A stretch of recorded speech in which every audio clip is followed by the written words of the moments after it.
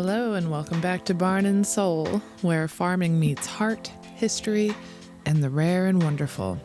I'm Kendall, and today we're stepping into a topic that is both deeply personal to me and profoundly important to the future of agriculture. Heritage breeds. Shocked, right? I'm sure you are.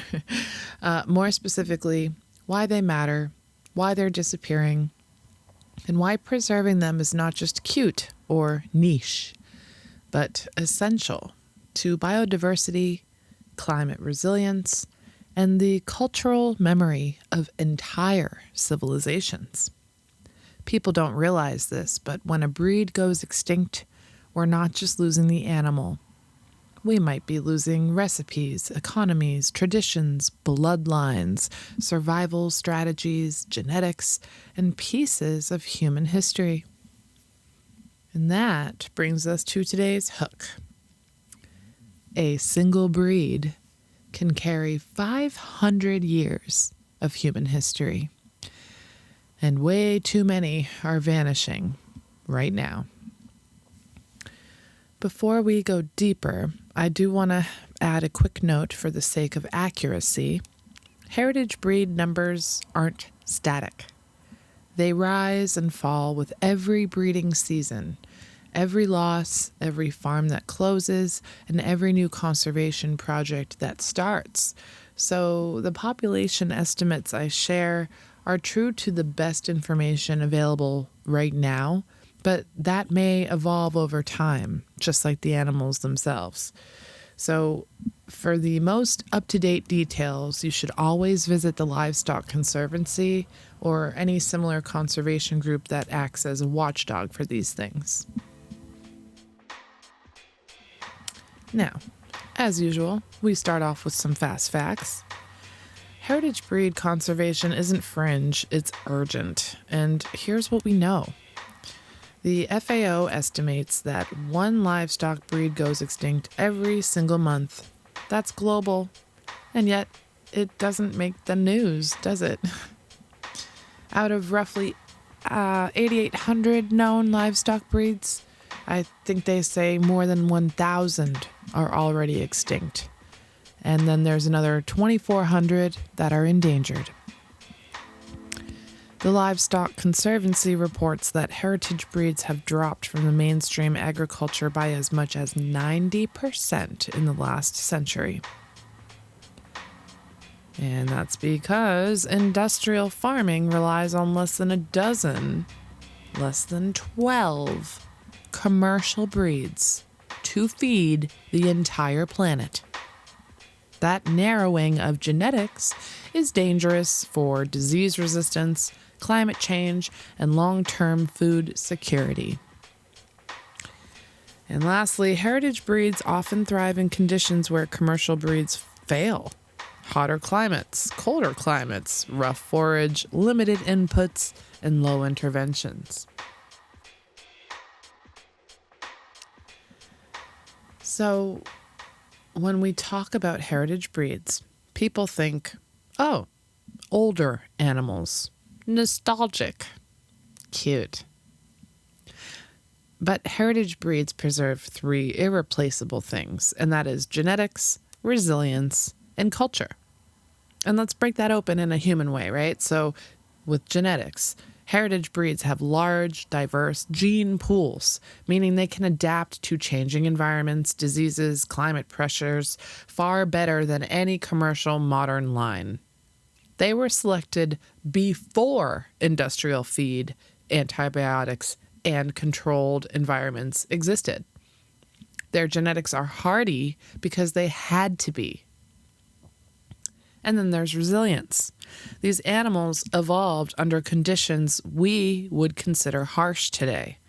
They survived on scrubland, in cold winds, on rocky islands, with minimal, if any, human intervention. As a result, their bodies remember how to adapt. And that leads us to culture.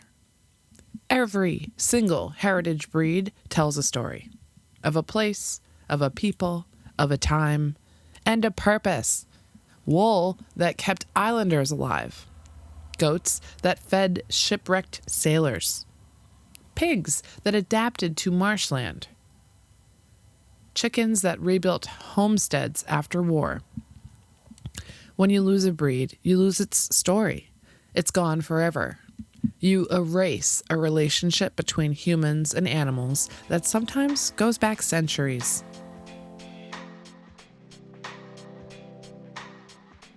Now, the Ossabaw Island hog is one of the purest, most genetically unique pigs left in North America. They descend directly from pigs brought by Spanish explorers in the 1500s, meaning they carry genetics that virtually no modern pig has. When the Spanish abandoned them on Ossabaw Island, which is off the coast of Georgia, these pigs spent around, I think, an estimated 400 years surviving on saltwater marshes, roots, acorns, snakes, and whatever else they could find. They evolved a thrifty gene. It's a metabolic ability to store fat efficiently during good seasons because food might disappear at any time. It's the same gene that makes them prone to obesity in high-calorie modern diets, which we are very careful about with ours. But in terms of evolutionary brilliance, it's a masterpiece. There is said to be less than 3,000 Ossabaw Island hogs to exist worldwide. If that number is true, it's because most of those are not purebred. They are feral. I've had many comments on YouTube tell me, oh, I see those everywhere. They're not endangered. Well, okay. There can be Ossabaw Island hogs roaming around and not be the one I'm talking about. There are fewer than 200 breeding sows remaining in active conservation lines. We're talking about the actual origin of the genetic line. If it's a feral wild pig, they're likely no longer actually a true pure Ossabaw Island hog, and that's what I refer to. Also, while I'm clarifying things, I've had other comments because one of my videos on the YouTube channel references how the Ossabaw Island had been, quote, developed. Now, when I said that, I didn't mean the way we think of development today, not like subdivisions and commercial farming and no modern infrastructure. But what I mean and what I meant was Ossabaw Island was altered by people over time. In the 1500s, Spanish explorers released pigs there, and later, small numbers of settlers, enslaved people, plantation owners, and researchers lived or worked on the island in different periods. So the island has seen human influence, but not true development. It has remained mostly wild, which is why the Ossabaw Island hog survived there for over 400 years. So I agree that my video implied that there were paved roads and things like that. I did not mean to imply there were permanent urban structures, but it has experienced human presence across different eras, and that's all I meant. In any case, the pigs at Dalby, the Ossabaw Island hogs, are they're part of a very tiny, vital genetic bank. And without farms like these pigs don't exist anymore.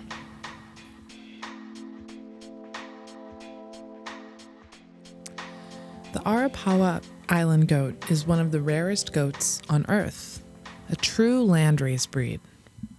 They descended from goats released on New Zealand's Arapawa Island by early European sailors, most notably Captain Cook's voyages in the late 1700s.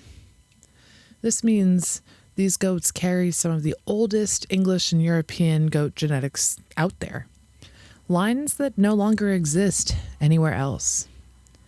For nearly 200 years, they survived isolated on cliffs, forests, rugged terrain, shaped entirely by natural selection. By the 1980s, there was said to be about 100 left. Today, global numbers are still astonishingly low.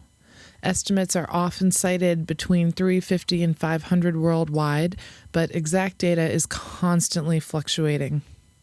In the U.S., though, we have more of these goats than their place of origination than in New Zealand.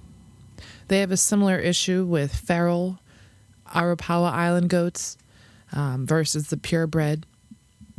But the population is so fragile that every responsible breeding program matters. These Arapawas aren't just goats, they're living genetic fossils. They carry traits from goats that sailors depended on for milk and meat during voyages where survival was not guaranteed. And the fact that one of ours, Mabel, unexpectedly carried and gave birth, baby Betty's story, it's not just a cute moment, but it's a piece of living history choosing to continue itself. Shetland sheep originate from the Shetland Islands, where wind gusts can exceed 100 miles per hour and winter feels like a personality test. These sheep survived because they developed dual-layer fleece, extraordinary foraging instincts, resistance to cold rain and harsh wind, a calm, hardy temperament, and long lifespans compared to commercial breeds. Their wool is world famous, finer than most small farm wool, springy, warm, versatile, and water resistant. And I guess a little fun fact is historically, Shetland sweaters and shawls were prized because a proper Shetland lace shawl could be pulled through a wedding ring. That is how springy and fine the yarn is, I guess. Now, today, Shetland sheep are not considered critically endangered, but rather they're considered to be recovering. It's important to know that many bloodlines are being absorbed into commercial breeding unless they're being conserved intentionally. And these Shetland sheep embody centuries of island survival worth protecting.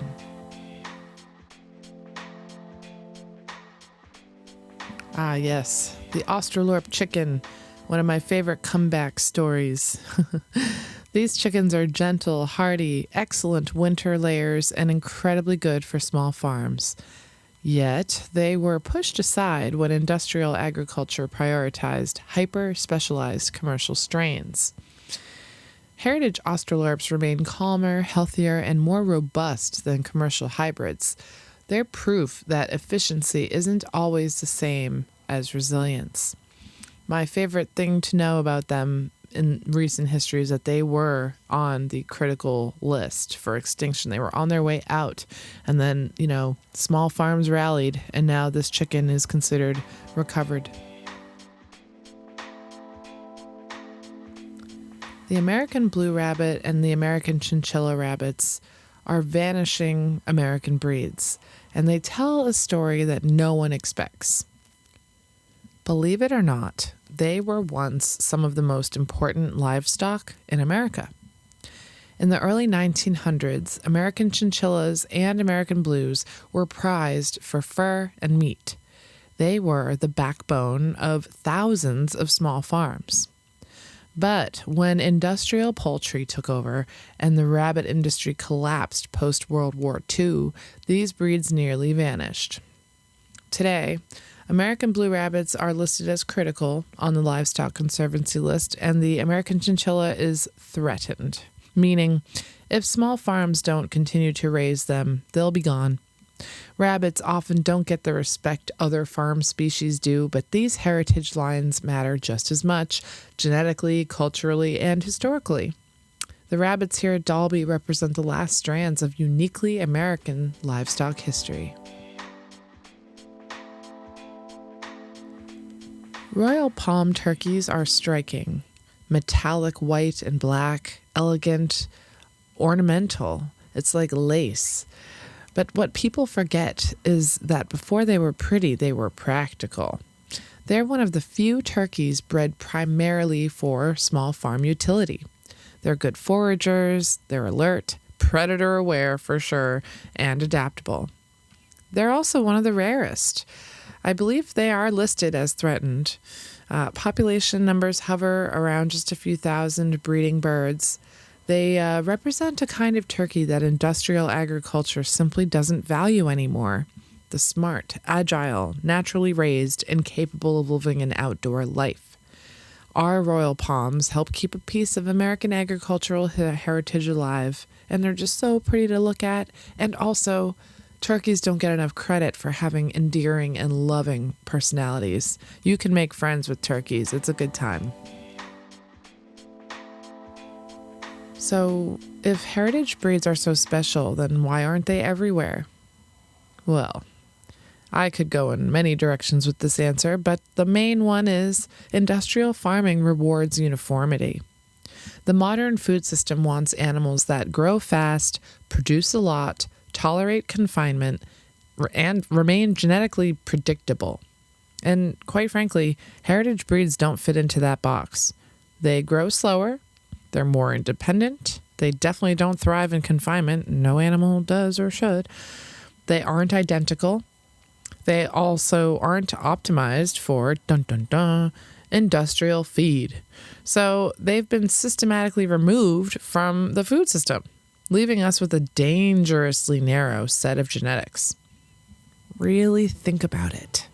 Millions of people are fed by chickens derived from a few commercial bloodlines. What happens if a disease wipes them out? Trouble. And it's not hypothetical. It has already happened in other species. Heritage breeds are insurance. They're backups. They're diversity. They're the genetic resilience we will desperately need in a changing climate. So, look, Dalby Farm is not a massive research institution. We are not funded by national grants. We are not a massive zoo or a genetics lab. We are a small family farm in Massachusetts doing something most people don't think about. Keeping history alive, one animal at a time. Every Ossabaw piglet is a genetic treasure. Every Arapawa kid born is a continuation of a line that nearly ended. Every Shetland fleece holds 1,000 years of island adaptation. Each Australorp egg connects to a world record and century of homesteading. I don't know if I mentioned this before, but they say that the Australorp holds the record of laying the most eggs in a year. It was in the year 1922. A single hen supposedly laid 364 eggs in 365 days. Try and beat that. Every American blue and American chinchilla we care for preserves a uniquely American legacy. Dalby is not just a farm. I wouldn't even say it's an ark, but it certainly is a living museum, and it certainly is a sanctuary. It's a preservation project disguised as a charming farm with goats like Sheldon who call for you from across the yard.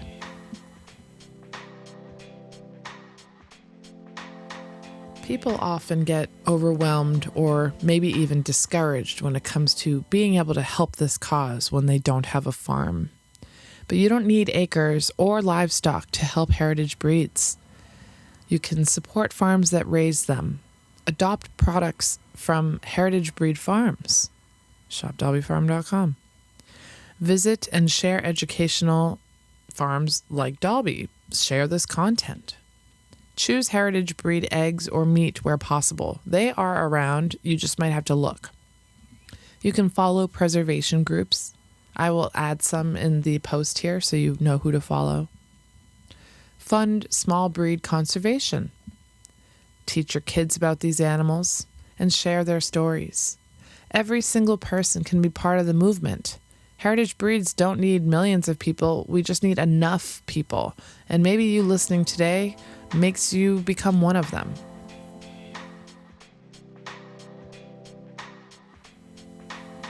Heritage breeds are literal time machines. They are carrying the past on their backs, literally.